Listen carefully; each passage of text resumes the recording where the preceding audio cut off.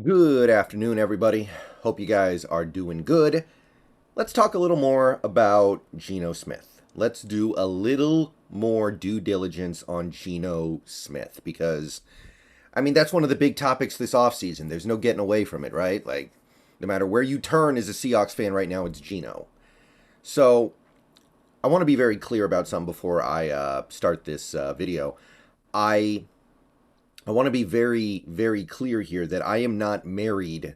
I have not married myself to Geno Smith being a long-term franchise quarterback for the Seahawks. Believe me, I am open to multiple paths here. And I am not making this video to try to debunk all the people who think that Geno shouldn't be extended past past this season for the Seahawks.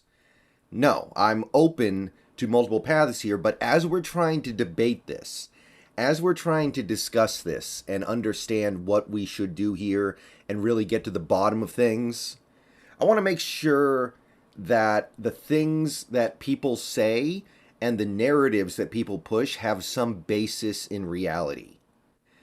I don't want somebody to say something and then everybody starts to say that thing.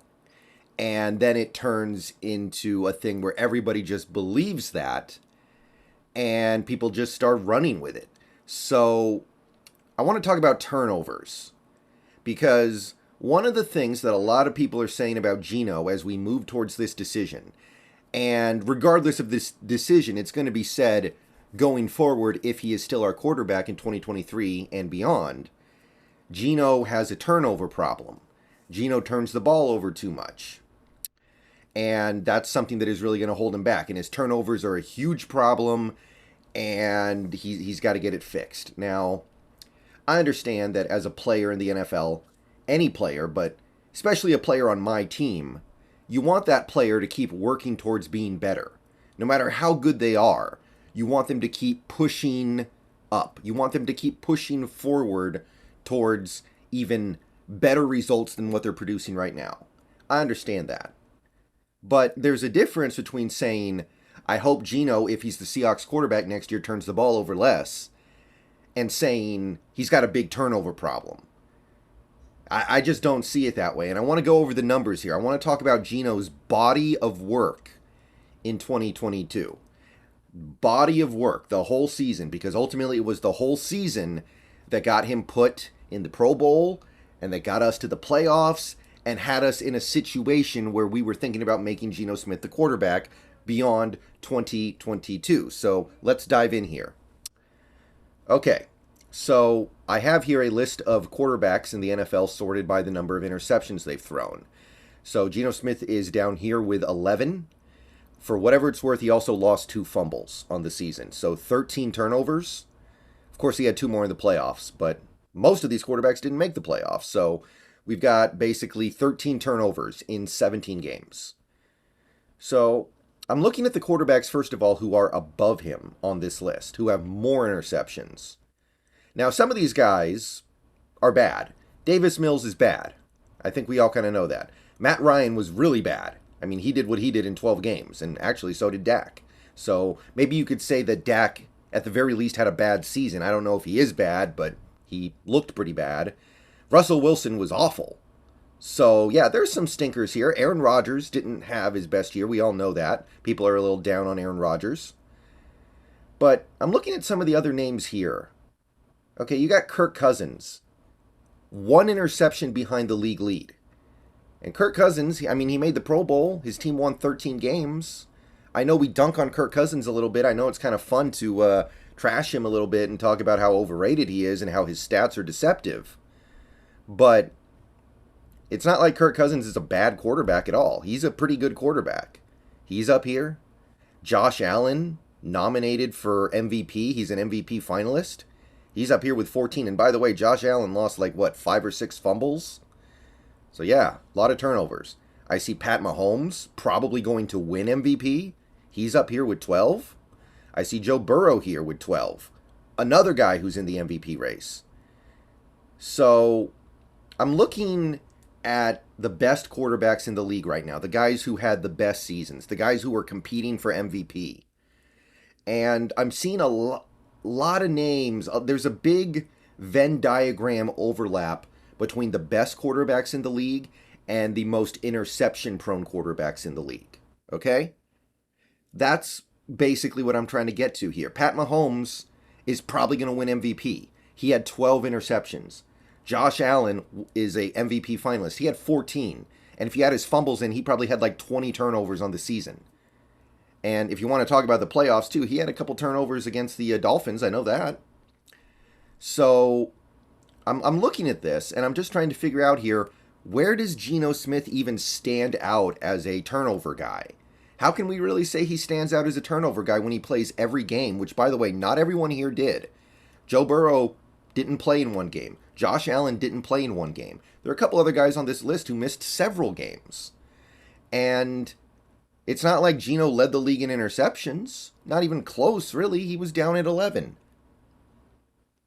And then I look at some of the names that are below Geno Smith in the interception list, who have fewer interceptions.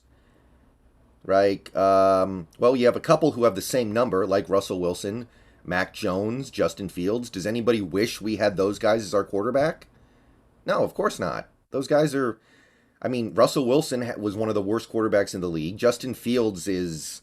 I mean, he's fun, but he ended up cruising his team to the number 1 overall pick at the end of the day. And Mac Jones, I mean, he's okay. And by the way, he missed 3 games and still threw as many interceptions as Geno. So I don't think so.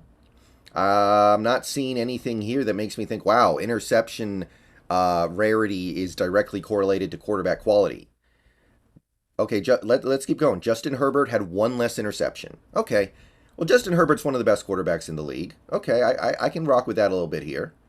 Of course, he also had 5 less touchdowns. He had a significant disadvantage in yards per attempt average, and his QB rating was a little bit lower. But hey, Herbert is one of the best quarterbacks in the league, so if you're going to try to do a straight-up comparison between Geno and Herbert, maybe you could say Herbert's a better quarterback. I'm not against that. All right? Okay, Tom Brady. Tom Brady had 2 fewer interceptions. Is anybody out there really saying, man, I really wish Geno threw 2 fewer interceptions? It would have been worth it, even though we would have had, what, the 25th ranked offense? Like, what is the value of 2 less interceptions if your team is going to be scoring... Okay, how many points did we score per game? 24. The Bucs scored 18.5. So a 5.5 point difference, points per game average. Like, what is it for? What's the point of having 2 fewer interceptions if you're going to have, by the way, 5 fewer touchdowns? You're going to have a lower completion percentage. You're going to have a much lower, like, yard plus less yards per attempt, 6.4 to 7.5, and have one of the worst offenses in the league, really. I mean, Tampa Bay, 25th in offense in the league. So I'm not seeing how it was worth it. Yeah, Brady had 2 fewer interceptions, but look what it cost you. It cost you a lot. Andy Dalton, he had 2 fewer interceptions in 3 fewer games. You play him the full season, he probably matches or beats 11 interceptions. And even if he doesn't, what did it get you? Where were the Saints ranked on offense? 22nd. Below average, well below average. So, again, I just don't see how the trade-off is worth it. Carson Wentz threw 2 fewer interceptions in 9 fewer games. Marcus Mariota, Kenny Pickett, Matthew Stafford for half the season. Like, look at these names. Most of them are bad quarterbacks. Or at the very least, quarterbacks that were bad in 2022. Like, I don't think anybody's wishing, I wish we had Stafford for half the season over Geno Smith in 2022. I don't think anybody's out there like, man, that Baker Mayfield only had 8 interceptions. We should have had him instead of Geno Smith because 3 fewer interceptions. Oh, he's got 20 fewer touchdowns. He's got 2,000 fewer yards. He bounced around on 2 different teams. His completion percentage is in the toilet. Like, yeah, sign me up for that. Get me Baker over Geno Smith because of 3 less interceptions. Okay, Tua, while he was playing, was one of the best quarterbacks in the league. Okay, he had 8 interceptions in 13 games. You put him out there for all 17. If he doesn't miss any time, I have a feeling he's getting up to about 10 or 11. So I'm not really seeing the value there. And again, Tua was in the MVP race until he got hurt. Trevor Lawrence, okay, here we got one. Here's a pretty good one. Trevor Lawrence played the whole season, had really good numbers. His yards per attempt were down a little bit compared to Geno, but 25 touchdowns, 8 interceptions. Okay. Trevor Lawrence had a really nice year, and you can take a look at it and see Jacksonville's offense was right next to Seattle's offense in points per game, actually. So, okay. Maybe you got Trevor Lawrence. Maybe you got something with Jared Goff, too. He played the whole season. 7 interceptions, 29 touchdowns, really good yards per attempt. Yeah, okay, here we go. Here we go. Jared Goff led his offense to the number 5 ranking in the entire league. Yeah, that's good. Lamar Jackson, 7 interceptions in 12 games. I think it was like 11.5, by the way. Kyler, do we wish we had Kyler instead of Geno because he has 7 interceptions instead of 11? In 11 games, by the way. Zach Wilt, Ryan Tannehill, Heineke, okay, you got to get down to like Jalen Hurts. Jalen Hurts probably had a better year than Geno. Jalen Hurts was awesome. 6 interceptions, all that stuff he does with his legs, really high yards per attempt, good efficiency. Like Jalen Hurts, okay, that's legitimately like you can point to him and say, there's a quarterback who threw fewer interceptions and was definitely more effective and productive than Geno. His offense was 3rd in the league in points scored. Yeah, okay, there we go. You go. But the vast majority of these games, these names are like, really? Look at this. Jameis Winston, Mitchell Trubisky, it's a bunch of guys who barely played. You got Daniel Jones, I guess, 5 interceptions. Cool. But he's got 1,000 fewer yards. He's got 15 touchdown passes. His offense is like middle of the pack approximately.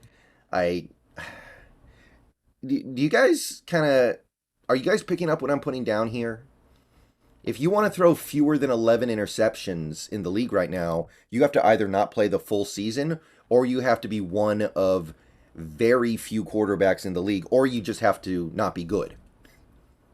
Right? Like some of these quarterbacks who threw fewer interceptions and had fewer turnovers than Geno Smith, some of them didn't really have good years. The box score stats will tell you maybe they did, like Brady, but there's no way Brady had a good season when his offense is ranked 25th in the league. That's not getting it done. There's no way Andy Dalton had a good season when his offense is 22nd in the league. That doesn't really compute. The objective is to score points here. At the end of the day, yes, there are other elements that can make an offense go or not go, but if an offense is not scoring, the quarterback is doing something wrong. So, other than a handful of names, Trevor Lawrence, Jared Goff, Jalen Hurts, what I'm trying to get at here is that interceptions are the cost of doing business. If you want to be a top quarterback in this league, you're going to throw interceptions. Now, you can't be throwing too many. You can't be throwing 1 a game. You can't be throwing, 20 interceptions over the course of a season. There's a limit, but the occasional interception is just the cost of doing business in the NFL right now. If you want to be really good, unless you're somebody like Jalen Hurts is kind of a special example because he does all that stuff with his running and he can make plays without throwing the ball, which allows him to usually make better decisions, not have to risk the turnover nearly as often as a team as a player like someone who doesn't have the Jalen Hurts skill set. But all the best quarterbacks other than Jalen Hurts this year had more interceptions than Geno, pretty much. All the super elite quarterbacks threw picks, and it was okay. Yeah, interceptions are unfortunate, but at the end of the day, their teams scored. Pat Mahomes threw 12 interceptions. You think the Chiefs are furious at him? No, because they scored more points than anyone else in the league. The Buffalo Bills, they scored the second most points of anybody in the league. You think they're too hung up on Josh Allen's 14 interceptions? They want him to get better. Of course, you always want your players to get better, but they're not looking at Josh Allen going, oh, we need to get rid of this guy because of the interceptions. No, it's part and parcel of having a lot of attempts in this league for the vast majority of even the really good quarterbacks. This kind of makes me think of when people get on DK Metcalf, oh, he drops the ball too much, he has bad hands, he can't catch. You look at the drops numbers, you see that he drops maybe a pass every 3 weeks on average, and then you kind of realize these people aren't going to be happy until DK Metcalf never drops a pass for the rest of his life and catches everything that touches his fingertips. Same thing here. It seems to me that to make people happy, Geno's just going to have to never throw an interception again. That's not realistic, and it's not a recipe for a good quarterback. All right, let me know what you guys think. See you guys later. Go Hawks.